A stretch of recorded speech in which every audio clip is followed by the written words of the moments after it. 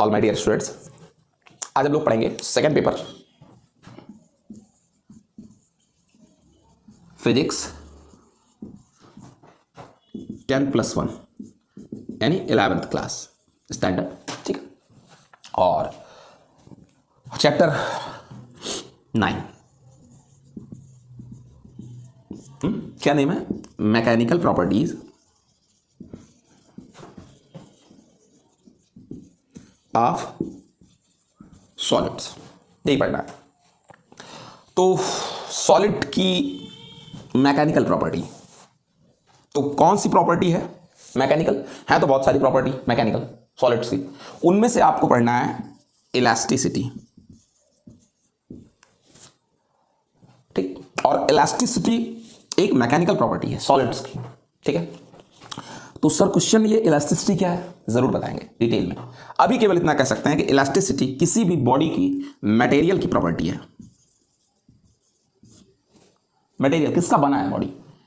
ठीक है ना, और एक और कंडीशन है कि जिस भी बॉडी के मटेरियल की प्रॉपर्टी आप पढ़ेंगे, एनी बॉडी जिसके भी मटेरियल की आप प्रॉपर्टी वो भी इलास्टिसिटी पढ़ेंगे, वो body must be bulk body.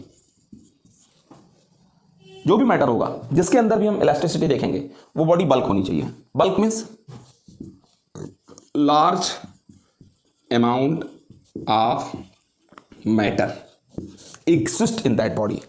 उस बॉडी को हम बल्क बॉडी कहते हैं जिसमें मैटर की लार्ज अमाउंट हो, ज्यादा मात्रा हो मैटर का। लाइक सॉलिड्स, सॉलिड्स में आपको पता है इंटीग्रेंट्स बहुत नियरेस्ट होते हैं, बहुत क्लोज्ड पैक होते हैं। ठीक है ना, अगर आप एक कंटेनर ले लें 1 लीटर का या 2 लीटर का या 1 किलोग्राम का, उसमें गैस फिल कर दें और उसमें कोई सॉलिड फिल कर दें, आप देखेंगे सॉलिड वाटर मैटर ज़्यादा होगा। क्यों? क्योंकि उसके इंटीग्रेंट्स बहुत नियरेस्ट क्लोजली पैक्ड होते हैं। तो बल्क बॉडी है, गैस एक बल्क बॉडी नहीं है। ठीक है ना, क्यों? क्योंकि गैस के जो इंटीग्रेंट्स हैं, जो पार्टिकल्स हैं, वो बहुत नियरेस्ट क्लोजली पैक नहीं होते हैं। ठीक है, तो ऐसी बल्क बॉडीज की मैकेनिकल प्रॉपर्टीज, मैकेनिकल प्रॉपर्टीज में इलास्टिसिटी जो कि मटेरियल की प्रॉपर्टी, ये आपको स्टडी करना है। स्टार्ट कहाँ से करते हैं? चैप्टर के नेम में देखें, मैकेनिकल प्रॉपर्टी ऑफ सॉलिड्स। इसमें एक वर्ड है सॉलिड। तो व्हाट इज सॉलिड?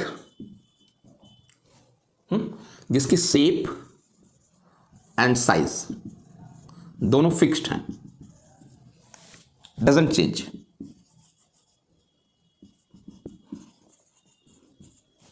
लेकिन क्या ऐसा है?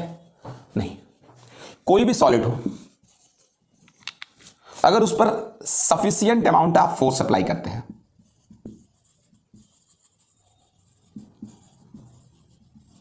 किसी भी बॉडी पर, स्टील की बनी कोई बॉडी हो, इस पर अगर आप सफिशिएंट अमाउंट ऑफ क्या फोर्स अप्लाई करते हैं तो आप इस बॉडी में चेंज कर सकते हैं। अगर आप इस पर एक स्ट्रेचिंग फोर्स लगाएं, सफिशिएंट फोर्स से अगर आप इसको स्ट्रेच करें तो इनकी जो साइज है वो इंक्रीज कर जाएगी।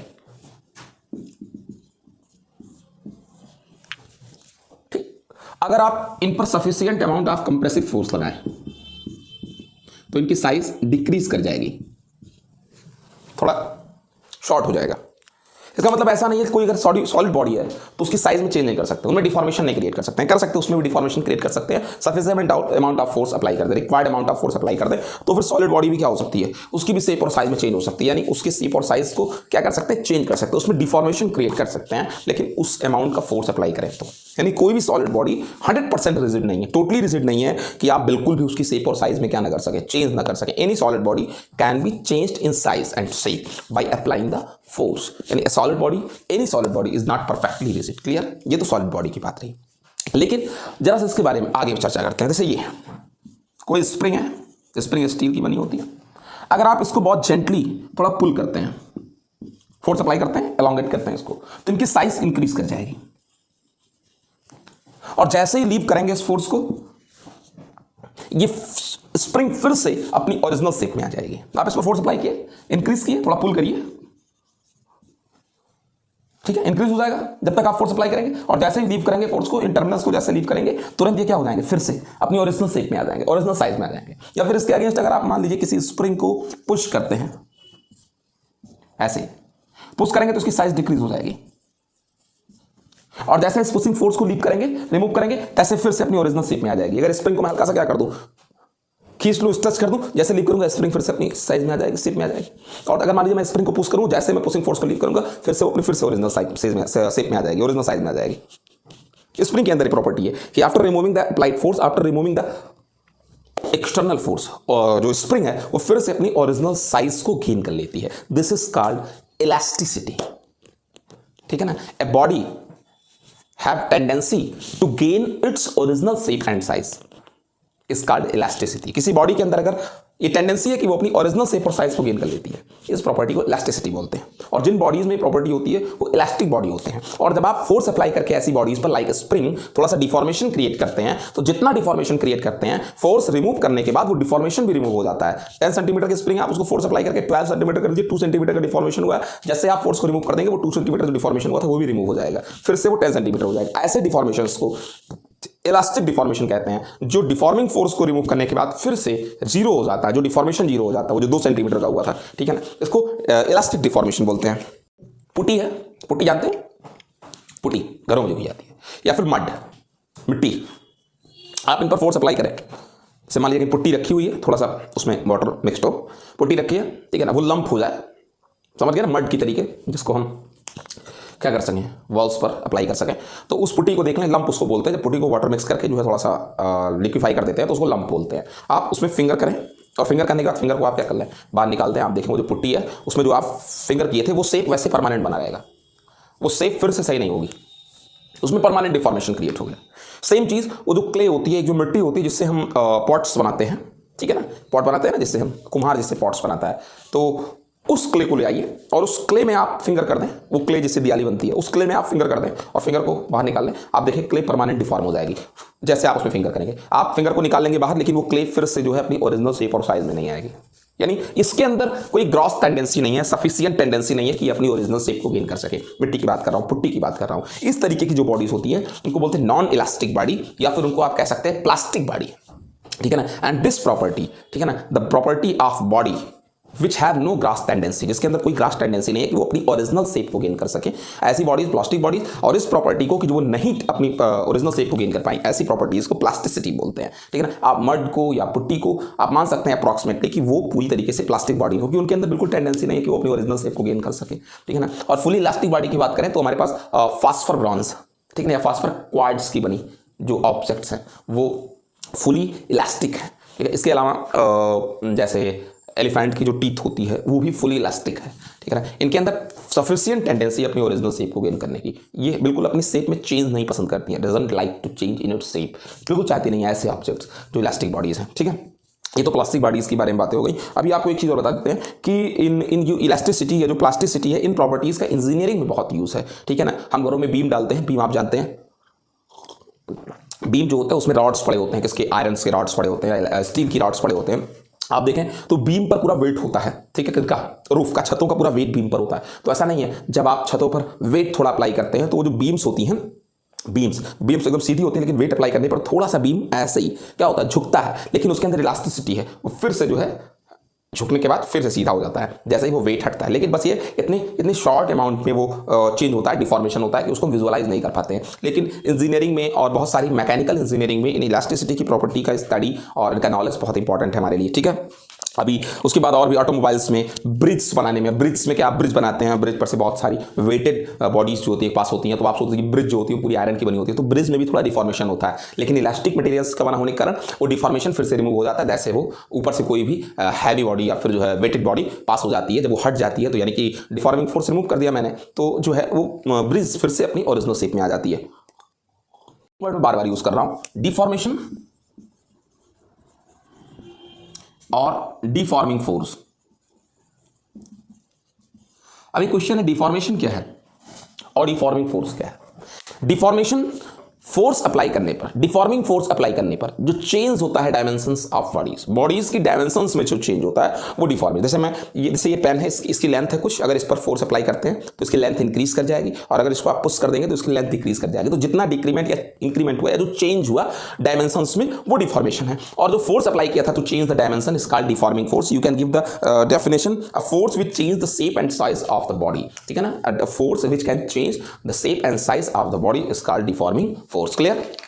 देखिए, elastic behaviour of solids on the basis of microscopic nature of solids. तो first of all, what is microscopic nature of solids. जब आप माइक्रोस्कोप से किसी भी बॉडी को, किसी भी सब्सटेंस को, किसी भी मटेरियल को देखते हैं तो आपको उस सॉलिड में क्या दिखाई देते हैं? Fundamental particles, fundamental particles. Okay, इन फंडामेंटल पार्टिकल्स में कौन है? एटम्स हो सकती हैं, मॉलिक्यूल्स हो सकती हैं, या फिर आयंस हो सकती हैं। इनके बेसिस पर हम इलास्टिक बिहेवियर ऑफ सॉलिड्स को कैसे स्टडी करते हैं, ये आपको स्टडी करना है। देखो, आपको पता है सॉलिड कोई भी हो, ठीक, अब ये सॉलिड्स किससे बने होंगे? या तो एटम से, या फिर मॉलिक्यूल से, या फिर आयन से। In every solids every atom is closely surrounded by neighbouring atoms. ये एटम्स नेबरिंग एटम्स से क्या होती हैं? सराउंडेड होती हैं। इनके बीच इंटर एटॉमिक फोर्सेस होती हैं, इंटर एटॉमिक फोर्सेस। एटम्स के बीच जो फोर्सेस हैं वो कौन से फोर्सेस हैं? Inter atomic forces. अभी एक एटम क्लोजली अपने सराउंडिंग एटम से पैक्ड होता है, इनके बीच इंटर एटॉमिक फोर्सेस होती हैं, और ये इंटर एटॉमिक फोर्सेस इन सबको अपनी पोजीशन पर फिक्स्ड रखती हैं। इनके बीच जो इंटर एटॉमिक फोर्सेस हैं वो इन सबको अपनी पोजीशन पर फिक्स्ड रखेंगे, यानी सब स्टेबल है अपने अपने पॉइंट पर, डजंट मूव, कोई मूव नहीं करेगा, तभी तो सॉलिड सॉलिड है। लेकिन जब आप इस पर फोर्स अप्लाई करते हैं, जब आप इन पर फोर्स अप्लाई करते हैं, डिफॉर्मिंग फोर्स अप्लाई करते हैं, तो फोर्स अप्लाई करने पर होता क्या है? इनके जो पोजीशंस हैं वो चेंज हो जाते हैं। फोर्स अप्लाई करेंगे तो इनकी पोजीशंस चेंज हो जाएंगी। अभी जब इनकी पोजीशंस चेंज हो जाती हैं तो इनके बीच का जो स्पेस है, इंटर एटॉमिक स्पेस या इंटर एटॉमिक डिस्टेंस, वो डिस्टेंस भी चेंज हो जाता है। अब जब आप इस पर फोर्स अप्लाई करेंगे, किसी चीज को पुश करेंगे या पुल करेंगे, तो उनकी फंडामेंटल पार्टिकल्स के बीच जो इंटर एटॉमिक स्पेस है वो चेंज हो जाएगा। और जैसे ही आप फोर्स को रिमूव करेंगे, फिर से इनके बीच जो इंटर एटॉमिक फोर्सेस थी, जैसे आप इस फोर्स को, जो फोर्स आपने अप्लाई किया था, जो भी फोर्स आप इस बॉडी पर अप्लाई कर रहे थे, जिससे इनके बीच के जो डिस्टेंसेस थे, ये डिस्टेंसेस चेंज हो गए थे, जैसे आप इन फोर्सेस को रिमूव करोगे, इनके बीच जो इंटर एटॉमिक फोर्स वर्क कर रहा है, ऑलरेडी नेचुरली जो इंटर एटॉमिक फोर्स वर्क कर रहा है, वो फोर्स फिर से कोशिश करेगा, try to regain its original distance. जो डिस्टेंस पहले से था वही कोशिश करेगा डिस्टेंस मेंटेन कर ले। मतलब ये है कि जैसे दो एटम्स हैं और फिर क्या हुआ, इनके बीच ये डिस्टेंस था, मान लीजिए डेल्टा एक्स डिस्टेंस था, ठीक है, इनके बीच एक इंटर एटॉमिक फोर्स है, उसने इन सबको फिक्स्ड कर रखा है, इन सबकी पोजीशन पर, एक मेंटेन कर रखा है कंडीशन, स्टेबल पोजीशन में। लेकिन जब आपने फोर्स अप्लाई किया तो इनके बीच ये जो डिस्टेंस था, ये डेल्टा एक्स, ये थोड़ा कम हो गया, अगर खींचोगे तो थोड़ा ज्यादा हो जाएगा। जैसे ही फोर्स आप रिमूव करोगे तो फिर जो आपने इनके बीच डिस्टेंस को चेंज किया था, फिर से इंटर एटॉमिक फोर्सेस, जो इंटर एटॉमिक फोर्सेस मतलब जो दो एटम्स के बीच वर्क कर रहा है, वो फोर्स फिर से इन पार्टिकल्स को इनकी पोजीशन में ले आएगा। मतलब तुमने पुश करके इनको थोड़ा सा नियरेस्ट ला दिया था ना, अप्रोच करा दिया था, लेकिन जैसे ये फोर्स रिमूव करोगे, ये फिर से डिस्टेंस पर आ जाएंगी, फिक्स्ड हो जाएंगी, अपनी पोजीशन में आ जाएंगी। यानी कि जो इंटर एटॉमिक फोर्सेस है, try to gain its original state, ठीक है ना, ओरिजिनल पोजीशन। जैसे हम हैं, हमारे बगल कोई नेक्स्ट एटम है, हम दोनों को आपने थोड़ा सा क्या कर दिया था, डिस्टर्ब कर दिया था फोर्स अप्लाई करके, तो हमारे बीच डिस्टेंस कम हो गया था। लेकिन जैसे ही आप फोर्स रिमूव करेंगे, हम दोनों फिर से अपनी पोजीशन पर चले जाएंगे, जिस पोजीशन पर पहले थे, before applied the force. Okay, यानी जो इंटर एटॉमिक फोर्सेज हैं वो हमको फिर से हमारी पोजीशन में ले आती हैं, ठीक है ना। अब हम एक चीज कह सकते हैं, अब हम एक चीज सोच सकते हैं, क्या चीज, यानी body regains its original size and shape, अपनी ओरिजिनल साइज और शेप को फिर से इसने गेन कर लिया, ठीक है ना। आप इस चीज को ऐसे समझ सकते हैं, जैसे आपको एक फिगर दिखाते हैं, इसमें जरा सा कोशिश करें इस फिगर को देखने की, एनसीईआरटी बुक्स में फिगर प्रोवाइड है, जरा सा यहाँ पर देखें। देखिए इसमें क्या है, इसमें बहुत सारी बॉल्स हैं और इन बॉल्स को बाई स्प्रिंग कनेक्ट कर दिया गया, जैसे आप इसको देख पा रहे हैं, 3 डायमेंशन में फिगर है, 3 डायमेंशन में इस बॉल को स्प्रिंग से कनेक्ट कर दिए, ठीक है। अगर आप इनमें से किसी एक बॉल को डिस्प्लेस करेंगे, उसकी पोजीशन से हल्का सा भी डिस्प्लेस करेंगे, तो आपको पता है ये स्प्रिंग थोड़ी सी क्या हो जाएगी, शॉर्ट हो जाएगी। अगर आपने किसी बॉल को स्ट्रेच कर लिया, खींच लिया पकड़कर, तो ये स्प्रिंग्स क्या हो जाएंगी, फैल जाएंगी, स्ट्रेच हो जाएंगी। अभी क्या होगा कि जैसे मैंने इसको पुश किया था, फिंगर से मैंने इसको पुश किया, तो ये सारी स्प्रिंग्स क्या हो गई, दब गई, थोड़ी सी शॉर्ट हो गई, और जैसे मैं अपना फोर्स अपनी अंगुली को रिमूव करूंगा, तुरंत ये सारे स्प्रिंग फिर से फुल कंडीशन में खुल जाएंगे। यानी क्या हुआ, ये जो स्प्रिंग्स हैं ये शो कर रही है इंटर एटॉमिक फोर्सेस को, इन्होंने फिर से बॉल को उनकी पोजीशन में ला दिया, जैसे आपने फोर्स को रिमूव किया, ठीक है। अगर मैं किसी एक बॉल को खींच लूं, किसी एक बॉल को पकड़कर स्ट्रेच कर लूं, पुल कर लूं, तो जैसे ही मैं वो जो फोर्स अप्लाई किया, जो मैंने खींचा है, जैसे उसको रिमूव करेंगे, ये तीनों स्प्रिंग फिर से उस बॉल को अपनी पोजीशन में ले आएंगी, ठीक है ना। ये जो स्प्रिंग्स हैं ये इंटर एटॉमिक फोर्सेस को शो कर रही हैं और जो बॉल्स हैं वो एटम्स को शो कर रहे हैं। यानी मैं देख रहा हूं जैसे ही अप्लाइड फोर्स को रिमूव करते हैं, तुरंत ही ये बॉल्स जो होती हैं अपनी पोजीशन में आ जाती है और लॉक ऑन द स्प्रिंग, यानी स्प्रिंग यानी कौन, इंटर एटॉमिक फोर्सेस, ठीक है ना। यानी कि क्या कह सकते हैं अब हम इस चीज को कह सकते हैं कि जो इंटर एटॉमिक फोर्सेस हैं एक्चुअल में वही वो फोर्सेस हैं जो इंटरनल एटम्स को या मॉलिक्यूल्स को उनकी पोजीशन में लाती हैं। यानी elasticity is ultimately the reason of inter atomic force. Inter atomic force ही कहीं ना कहीं अल्टीमेट रीजन है किसका, इलास्टिसिटी का, वही बॉडी को उनकी पोजीशन में ले आ रही है, ठीक है ना। ये हम इस तरीके से कह सकते हैं कि इंटर एटॉमिक फोर्सेस के बेस पर या एटम्स के बेस पर, माइक्रोस्कोपिक स्ट्रक्चर के बेस पर हम इलास्टिसिटी को क्लियर कर सकते हैं। यानी कोई बॉडी अपनी ओरिजिनल शेप क्यों आ रहा है, क्योंकि इंटर एटॉमिक फोर्सेस जो वर्क कर रही हैं उनके अंदर टेंडेंसी है जो है एटम्स को अपनी ओरिजिनल पोजीशन में लाने का, जिसको हम बाहर से जब देखते हैं तो वो हमको लगता है ओरिजिनल शेप में ले आ रहा है, जिसको हम इलास्टिसिटी कह रहे हैं। ठीक है ना। अभी यहाँ पर दो बातें और समझने की हैं, दो बातें और क्या यहाँ पर समझने की हैं कि आप देख पा रहे हैं स्प्रिंग को अगर आप थोड़ा सा पुश कर देते हैं, बॉल को पुश करते हैं, और जो बॉल्स उसमें अभी स्प्रिंग बॉल मॉडल में दिखाया जो मैंने, उसको स्प्रिंग बॉल मॉडल बोलते हैं। अगर आप किसी स्प्रिंग को पुश करते हैं तो आप क्या देख पा रहे हैं कि जैसे ही आप इस पुशिंग को रिमूव करेंगे तुरंत फिर से वो जो स्प्रिंग्स हैं वो खुल जाएंगी, पूरी तरीके से ओपन हो जाएंगी, पूरी तरीके से एलोंगेट हो जाएंगी और बॉल को उसकी पोजीशन में ले आएंगी। और फिर देखते हैं अगर आप उस बॉल को पकड़कर हल्का सा स्ट्रेच कर लें, बाहर निकलना है किसी बॉल को, जैसे आप छोड़ेंगे कैसे फिर से बॉल अपनी पोजीशन में चला जाएगा। यानी हम देख सकते हैं कि जो स्प्रिंग है वो क्या कर सकती है, चीजों को अपनी ओर खींच भी सकती है, यानी कंप्रेस भी कर सकती है खुद को स्प्रिंग, और स्प्रिंग को अगर आप थोड़ा सा खुद कंप्रेस कर देंगे तो अपने आप को क्या कर लेगी, एक्सपेंड कर लेगी स्प्रिंग। यानी स्प्रिंग दोनों तरीके का बिहेव शो कर रही है। क्या स्प्रिंग ये भी बिहेवियर शो कर रही है कि वो अपने आप को कंप्रेस कर ले रही है, ठीक है ना, श्रिंक कर ले रही है, खिंच ले रही है, ठीक है ना, शॉर्ट कर ले रही है। तो देखने में ऐसा लगता है मानो अट्रैक्शन हो रहा है, ठीक है ना। जैसे हम ही हैं, हमको चारों तरफ से स्प्रिंग से बांध दो, फिर आप हमको हल्का खींचोगे, वैसे छोड़ोगे, मैं फिर से अपनी पोजीशन में आ जाऊंगा। तो ऐसा लगता है कि जो बॉल्स हैं वो सब एक दूसरे, तो जो स्प्रिंग है चूंकि वो स्प्रिंग खींच ले रही है तो ऐसा लगता है एक तरीके से इस स्प्रिंग को हम शो कर सकते हैं इंटर एटॉमिक फोर्स की तरीके। तो ऐसा हमको सिंबलाइज होता है, विजुअलाइज होता है ऐसा कि मान लो एक अट्रैक्शन फोर्स, ठीक है ना। अगर आप ही सोचो स्प्रिंग है, स्प्रिंग के एक टर्मिनल पर एक बॉल, दूसरा बॉल, अगर दोनों बॉल को दबाएंगे जैसे छोड़ेंगे फिर फट से खुल जाएगा वो, यानी कि एक रिपल्सन टाइप का शो हो रहा है। जबकि एक्चुअली वो ना तो रिपल्सन है और ना ही क्या है अट्रैक्शन है, लेकिन ऐसा शो हो रहा है अट्रैक्शन और रिपल्सन टाइप का। इन एक्चुअल ऐसा कुछ है नहीं, ठीक है ना। वो टेंडेंसी है क्या है कि अपनी ओरिजिनल शेप को गेन करना। वो इंटर एटॉमिक फोर्स है। इंटर एटॉमिक फोर्स दोनों टाइप का है कि जिस भी तरीके का तुम चेंज करोगे हम उसके अगेंस्ट वर्क करेंगे, ठीक है ना। जैसे यहां पर एक होता, मान लीजिए बॉल, यहां पर एक बॉल, बीच में एक स्प्रिंग, अगर हम खींच देते हैं तो इंटर एटॉमिक फोर्स इनको फिर से अपनी शेप में ले आएगा। अगर आप पुश कर देते हैं तो भी इंटर एटॉमिक फोर्स इन सबको दूर कर देगा, ठीक है, थोड़ा दूर कर देगा एक दूसरे से। क्यों? क्योंकि उसका वर्क यही हम अपनी ओरिजिनल शेप में ला कर रहेंगे, ठीक है। तो inter atomic force are visualize in two types, दोनों टाइप में विजुअलाइज होता है। किस टाइप में? क्या बोलते हैं कि अट्रैक्शन टाइप में भी और रिपल्सन टाइप में भी, ठीक है। इलास्टिक बिहेवियर को, इलास्टिक बिहेवियर, इनको हम दो और बेसिस पर देखते हैं कि इलास्टिक बिहेवियर है वो कैसे रिलेट करती है। एक तो पोटेंशियल एनर्जी और सेकंड इंटर एटॉमिक फोर्स से कैसे रिलेट करती है। एक ऐसे कोई बॉडी है और कोई बॉडी है, सॉलिड बॉडी है, और इनमें जो एटम्स हैं वो अपनी पोजीशन पर है, ठीक है। और मैंने आपसे पहले भी कहा कि जो इंटर एटॉमिक फोर्स है उनको आप लाइक स्प्रिंग कॉन्सेप्ट में रख सकते हैं, लाइक स्प्रिंग, ठीक है ना। अब ये ऐसे ही आगे भी, ऐसे ही पीछे भी, तो इंटर, और ये एटम्स है और ये इंटर एटॉमिक फोर्स है जिसको आप स्प्रिंग समझ सकते हैं। अब आपको पता है स्प्रिंग स्ट्रेच भी हो सकती है, कंप्रेस भी हो सकती है, ठीक है ना। तो कह सकते हैं कि फोर्स अट्रैक्शन टाइप भी है, रिपल्सन टाइप भी है। जैसे अगर आप स्प्रिंग को खुद स्ट्रेच करते हैं तो फिर जैसे ही फोर्स रिमूव करेंगे स्प्रिंग अपनी शेप में आ जाएगी। तो ये स्प्रिंग जो है अट्रैक्शन बिहेवियर शो कर रही है, यानी inter atomic forces attraction type की भी होती हैं। अगर आप स्प्रिंग को खुद पुश करते हैं तो जैसे ही रिमूव करेंगे इस पुशिंग फोर्स को फिर से स्प्रिंग स्ट्रेच हो जाएगी, वो नहीं, वो अपने स्ट्रेच होगी जब तो अपने आप को रिपल्सन टाइप का शो करेगी। तो इंटर एटॉमिक फोर्स को रिपल्सन टाइप में भी अंडरस्टूड कर सकते हैं। अभी देखिए ये बॉडी जो है बिल्कुल, इस पर कोई भी किसी भी तरीके का कोई भी फोर्स नहीं अप्लाई है, कोई भी फोर्स अप्लाइड नहीं है, no any force applied on this body, कोई एक्सटर्नल फोर्स नहीं अप्लाई है। तो इसका मतलब क्या है कि इस बॉडी में नो डिफॉर्मेशन, डिफॉर्मेशन, इस बॉडी में कोई डिफॉर्मेशन नहीं है, कोई डिफॉर्मेशन नहीं है। मतलब इन एटम्स के बीच का जो स्पेस है वो बिल्कुल नॉर्मल या इक्विलिब्रियम, एटम्स के बीच जो स्पेस है उसको नॉर्मल या इक्विलिब्रियम सेपरेशन बोल सकते हैं, नॉर्मल या इक्विलिब्रियम सेपरेशन बोल सकते हैं, ठीक है ना। इनके बीच का जो डिस्टेंस है एटम्स के बीच, चूंकि अभी मैंने कोई फोर्स नहीं अप्लाई किया है, कोई डिफॉर्मेशन नहीं किया बॉडी में, तो ना तो पुशिंग और ना तो पुल, कोई फोर्स नहीं अप्लाई किया, जब आपने कोई डिफॉर्मेशन नहीं, तो जो इनके बीच का डिस्टेंस है वो नॉर्मल या इक्विलिब्रियम सेपरेशन है। इस कंडीशन में जब कोई फोर्स नहीं अप्लाई किया गया, इस कंडीशन में इनकी एनर्जी मिनिमम है,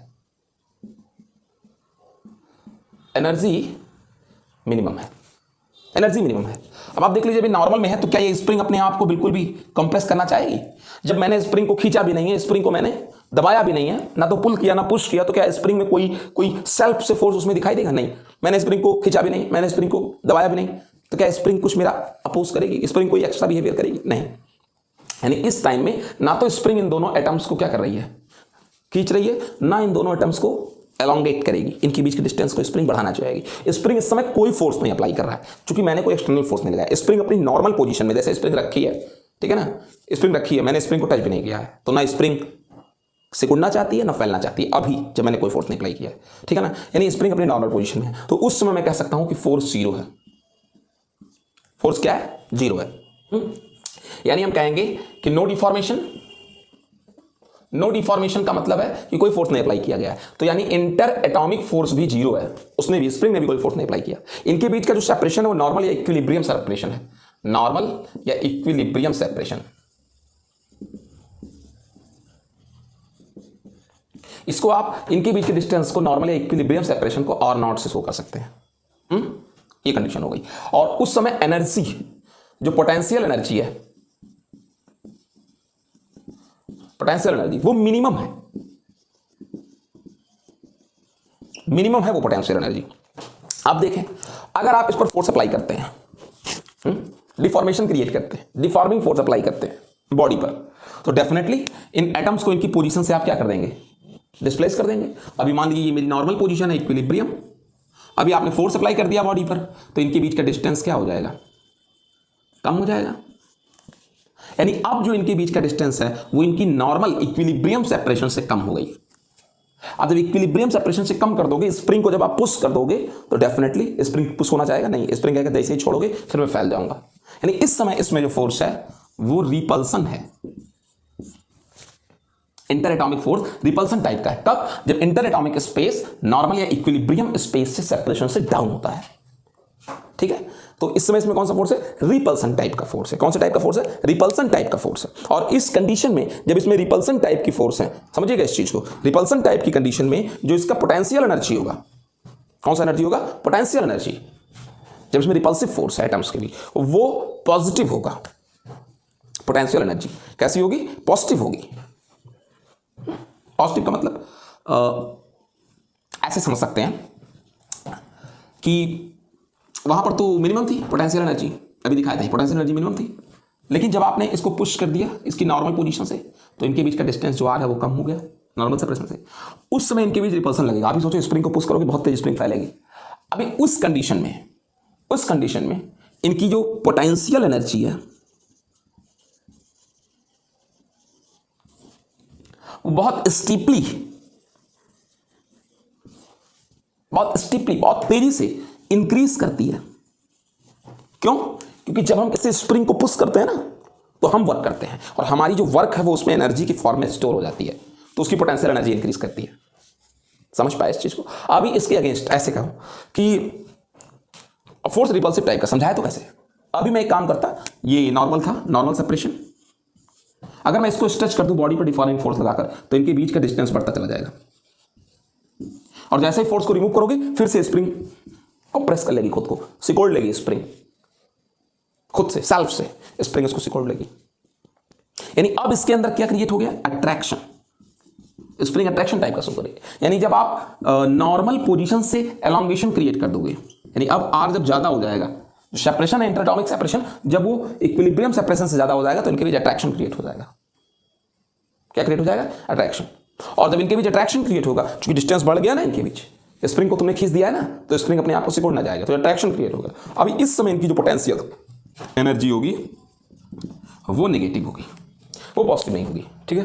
तो फोर्स, एनर्जी और इंटर एटॉमिक स्पेस, जब आपने कोई डिफॉर्मिंग नहीं किया, कोई डिफॉर्मेशन नहीं किया, कोई फोर्स अप्लाई नहीं किया, तो पोटेंशियल एनर्जी मिनिमम है, फोर्स जीरो है, और वो सेपरेशन इक्विलिब्रियम है। अगर आपने बॉडी को डिफॉर्म कर दिया, और किस तरीके से कि बॉडी को कंप्रेस कर दिया, दबा दिया है, तो उसमें रिपल्सिव फोर्स होगा, और इंटर एटॉमिक स्पेस तो कम हो ही गया है अब नॉर्मल इक्विलिब्रियम पोजीशन से, और उस समय जो एनर्जी होगी वो पॉजिटिव, बहुत तेज इंक्रीज करेगी। और फिर उसके अगेंस्ट अगर हम ये चीज कह देते हैं कि बाय द वे ऐसा हो गया कि आपने बॉडी को स्ट्रेच कर दिया, तो एटम्स के बीच स्पेस इंक्रीज हो जाएगा। जब एटम्स के बीच स्पेस इंक्रीज हो जाएगा, उस समय जो एनर्जी होगी वो निगेटिव में होगी, ठीक है। तो टोटल कंक्लूजन क्या निकला? मैं भी इसका एक ग्राफ भी दिखा दूंगा। टोटल कंक्लूजन ये हुआ कि मैक्सिमम इंटर एटॉमिक फोर्स, तो फिर डिफॉर्मेशन, इंटर एटॉमिक फोर्स बहुत स्ट्रांग है कि मुझे तुम फैलाओगे तो मैं अट्रैक्ट करूंगा, और मुझे तुम सिकोड़ोगे तो मैं रिपल करूंगा। इंटर एटॉमिक फोर्स अगर बहुत स्ट्रांग है तो डिफॉर्मेशन मिनिमम होगा, और तो फिर उसकी इलास्टिक प्रॉपर्टी मैक्सिमम होगी, ठीक है। ग्राफ दिखाते हैं आपको, किसके बीच? Inter atomic force potential energy and inter atomic space.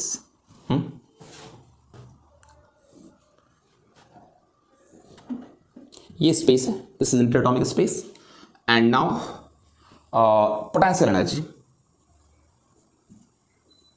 Okay, and here is zero potential energy and negative potential energy. आपको ग्राफ दिखाते हैं।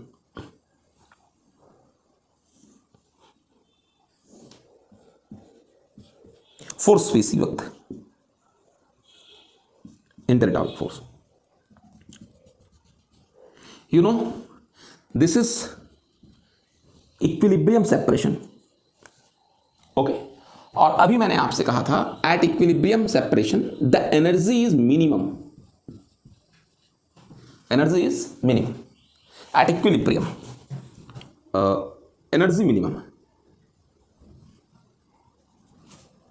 और फोर्स जीरो है, force zero, inter atomic force. फिर मैंने कहा जैसे ही आप इंटर एटॉमिक स्पेस को कम करोगे इक्विलिब्रियम स्पेस से, तुरंत एनर्जी स्टेपली इंक्रीज करेगी, इंक्रीज करेगी। और जो फोर्स होगा वो रिपल्सन टाइप का होगा। समझाए तो कैसे, बार बार एक ही चीज थोड़ी ना, रिपल्सन टाइप का होगा। और जैसे ही आप इंक्रीज करोगे तैसे ही एनर्जी डिक्रीज करेगी, या यूं कह दें निगेटिव हो जाएगी, और फोर्स अट्रैक्शन टाइप का हो जाएगा।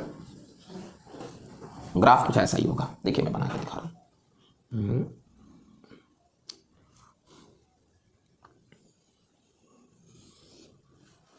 देख लीजिए, मिनिमम है पोटेंशियल एनर्जी इस डिस्टेंस पर।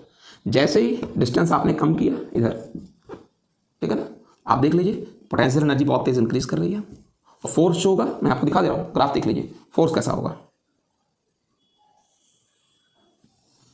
फोर्स, ये फोर्स जो होगा वो रिपल्सन टाइप का होगा, वो लिखा है रिपल्सन टाइप का। रिपल्सन का फोर्स पॉजिटिव होता है, डिस्टेंस बढ़ता है। और जैसे ही डिस्टेंस क्या करेगा, इंक्रीज करेगा। आप देख लीजिए पोटेंशियल एनर्जी लगभग नेगेटिव है, और फोर्स अट्रैक्शन टाइप का होगा। किस टाइप का, अट्रैक्शन टाइप का। ये क्लियर।